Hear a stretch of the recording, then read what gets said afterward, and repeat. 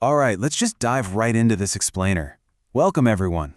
Today, we are setting the stage for what is, honestly, one of the most dramatic, improbable, and, let's be real, bloody ascents in all of human history. We're going to explore the rise of the Mongols. This was a nomadic people who seemingly materialized out of absolutely nowhere to forge the largest continuous land empire the world has ever seen. To really wrap our heads around the sheer scale of what happened, we need to listen to the famous traveler Ibn Battuta. In the 1330s, he visited what were once the incredibly opulent, bustling jewels of the Silk Road. We're talking about massive cultural centers like Bukhara, Samarkand, and Balkh. But instead of thriving metropolises, he found these eerie ghost town remnants. He wandered past dilapidated mosques and shattered walls, observing a landscape that had been utterly, completely devastated. And that right there perfectly illustrates the central mystery we are unpacking today. As Ibn Battuta stood in those abandoned streets, he must have asked himself the exact same thing we're asking. Where did these mysterious conquerors actually come from? What drove them? And why, despite all the advanced technology and vast armies of the settled world, had absolutely no one been able to stop them? Section 1. Life on the steppe. The answer actually begins in the Eurasian steppe. Imagine a massive, flat, and completely bare corridor of grassland, stretching all the way from Eastern Europe to the Pacific coast. Because it catches freezing air straight down from the Arctic, there is very, very little rainfall. It's a harsh, totally unforgiving landscape that is simply incapable of supporting trees or traditional agriculture. So how in the world do you survive out there? Well, you don't try to tame nature, you adapt to it. These people of the felt walls were constantly in motion, migrating with their herds just to find seasonal grasses. They relied entirely on horses, lived in completely mobile felt tents called gurs, and survived on a diet of meat, dairy, and foraging. But because resources were so incredibly scarce, it led to a brutal reality. We're talking constant clan warfare, raiding, and deep-seated, generations-long blood feuds. Section 2. The Rise of Temujin. Now, Temujin's early life is defined by an absolutely staggering amount of trauma. Born around 1162, legend says he entered the world clutching a blood clot, which was seen as a really dark omen. When he was just 9 years old, his father was murdered by a rival clan, the Tartars. His family was then completely abandoned on the frozen steppe to starve.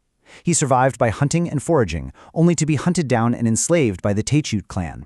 He literally wore a heavy wooden board around his neck before making a daring escape, and he eventually rescued his kidnapped teenage bride, Borte. It is, from start to finish, a story of absolute, ruthless survival. During those brutal years of just trying not to starve, Temujin's mother, Olun, taught her kids a vital lesson. It's the ancient parable of the 5 arrows. Basically, one arrow snaps easily, right? But a bundle of 5, joined in a cord, is unbreakable. This absolute necessity of unity, forged in the freezing wilderness, became the central, driving philosophy of Temujin's entire life. So the really crucial thing here is how Temujin actually applied this philosophy. To build his following, he completely shattered ancient steppe traditions.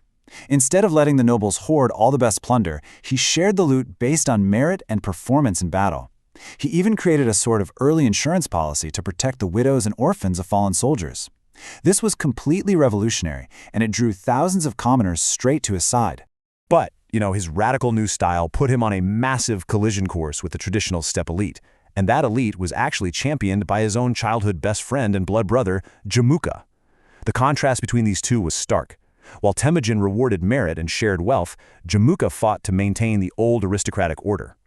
Their bitter rivalry culminated in a horrific civil war, where Jamuka famously boiled 70 rival princes alive in cauldrons.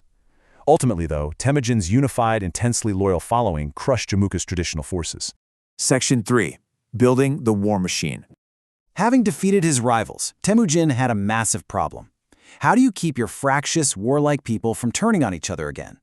Well, in 1206, he called a great council and took on a brand new title, Genghis Khan, meaning the Oceanic Emperor, or Great Khan. This officially marked the end of the internal feuds and the birth of a unified nation, the Great Mongol State. But obviously, a fancy title wasn't going to be enough to hold them together. He knew he needed to completely restructure society from the ground up, and he did it through the military. He essentially wiped out old tribal loyalties by dividing every single warrior into this brilliant decimal system. You started in a squad of 10, an arban, living and fighting as literal brothers. 10 of those made a zogan of 100, up to a Mingan of 1,000, and finally a Tumen, a massive division of 10,000 horsemen answering directly to him. He took a totally anarchic society and transformed it into an infinitely scalable war machine. And to enforce peace within this giant machine, he introduced the Yasa, or the Great Law. And it's fascinating because if you look closely, these laws directly reflect his own traumatic childhood. He explicitly banned the kidnapping of women and the enslavement of fellow Mongols. He outlawed livestock theft. Incredibly, for the time, he even mandated strict religious freedom across the empire to prevent sectarian violence. Every single citizen was now expected to serve the state. The end result of all this, an incredibly disciplined, completely unified force of 100,000 elite horse archers. But to maintain this fragile unity, Genghis Khan knew they needed an external enemy. They essentially needed to direct all of their immense violence outward. Section 4. The Conquest of China. Just imagine the sheer collision of these two vastly different worlds. You have the Jin dynasty of northern China, which was massively wealthy, fielding 600,000 men and relying on enormous walled fortresses and heavy infantry. They basically viewed the Mongols as mere handfuls of sand. Meanwhile, the Mongols brought 100,000 incredibly fast, entirely self-sustaining horse archers who carried their supplies right along with them. The Jin's fatal overconfidence totally blinded them to the reality of what was coming. To really grasp the logistical marvel of this invasion force, just consider this staggering number: 500,000. That is the number of spare horses the Mongols brought with them across the scorching Gobi Desert.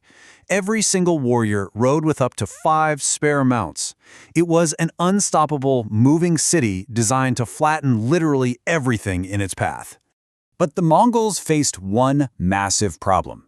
They had absolutely no idea how to conquer walled cities. So what did they do? They adapted, using highly unorthodox, incredibly ruthless tactics. They'd herd wild animals into enemy lines. They'd drag branches behind their horses to create these fake massive dust clouds, which completely masked their numbers.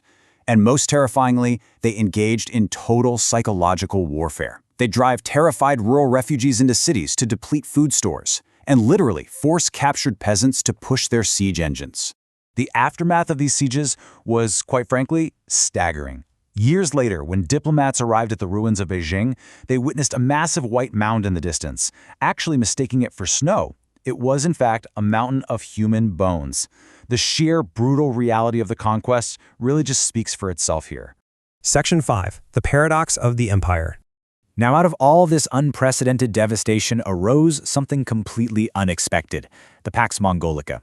Having utterly crushed all resistance across the continent, the Mongols inadvertently created the safest, most unified period of Silk Road trade in human history.